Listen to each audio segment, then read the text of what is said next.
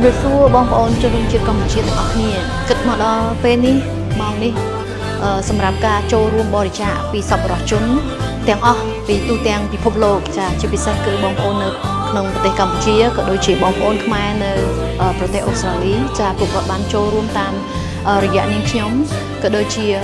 ផ្ញើជាសម្ភារៈផ្សេងក៏ដូចជាថវិកាចាដូច្នេះថ្ងៃនេះនាងខ្ញុំបានរៀបចំជាមួយនឹងសម្ភារៈ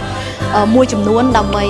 យកទៅផ្ដល់ជូននិងជូនទៅដល់បងវីរៈកងទ័ពនៅជួរមុខចាដែលគោលដៅនាងខ្ញុំ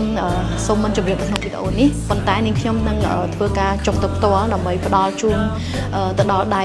បងកងទ័ពដូច្នេះឥឡូវនេះគឺជាដំណាក់កាលទី1ជាមួយនឹងថវិកាដែលខ្ញុំនឹងបង្ហាញតួលេខជូនទៅកាន់បងប្អូនទាំងអស់គ្នានៅក្នុងពេលនេះនិយាយរួមគឺថវិកាទាំងអស់នេះគឺទទួលបានចាប់តាំងពីថ្ងៃដែលនាងខ្ញុំបាន post ពីមូលនិធិដែលយើងរៀបចំក៏ដូចជាមកដល់ពេលនេះហើយនាងខ្ញុំអត់បានដកនៅក្នុងថវិកាហ្នឹងទេ